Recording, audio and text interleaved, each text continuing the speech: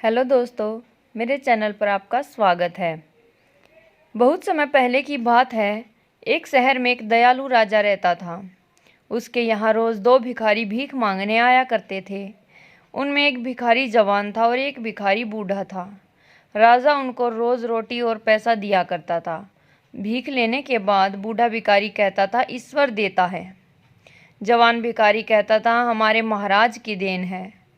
एक दिन राजा ने उन्होंने आम दिनों से ज़्यादा धन दिया। छोटे भिखारी ने कहा, हमारे महाराज की देन है। बूढ़े भिखारी ने कहा, ईश्वर की देन है। यह सुनकर राजा को बहुत गुस्सा आया।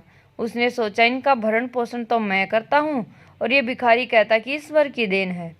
राजा ने छोटी भिखारी की ओर सहायता करने की सोची और अगले दिन राजा ने कहा, तुम इस नए रास्ते से जाओगे, लेकिन पहले छोटा भिखारी जाएगा, बाद में बूढ़ा भिखारी जाएगा। यह कहते हुए राजा ने नए रास्ते में एक सोने से भरी थैली रखवा दी ताकि छोटे भिखारी को मिल सके। जब छोटा भिखारी इस नए रास्ते से जा रहा था तो उसने देखा कि यह रास्ता काफ़ी चौड़ा और समतल है। उसने सोचा, इस रास्ते से मैं आंख बंद करके जा सकता हूँ।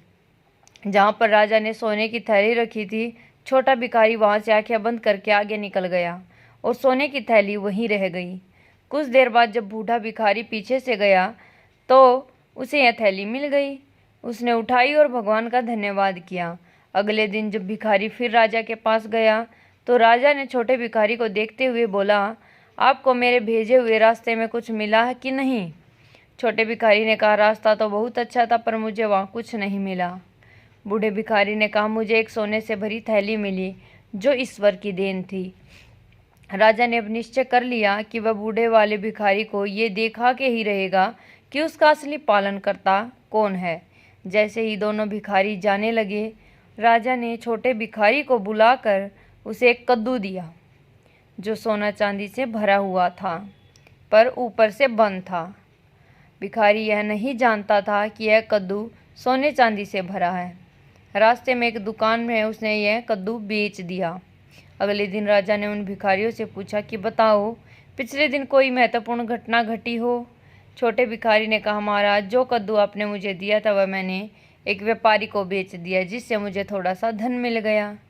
राजा को बहुत गुस्सा आया पर राजा ने अपने गुस्से को व्यक्त नहीं किया। बूढ़े भिखारी से कहा, क्या तूने भी पहले से ज़्यादा कमाया? बूढ़े भिखारी ने कहा, निश्चय ही कमाया है। जैसे ही मैं जा रहा था, एक व्यापारी ने मुझे एक कद्दू दिया। जब घर जाकर मैंने कद्दू को चीरा तो उसमें से सोने चांदी के सिक्के निकले।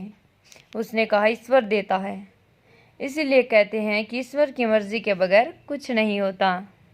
धन्यवाद दोस्तों।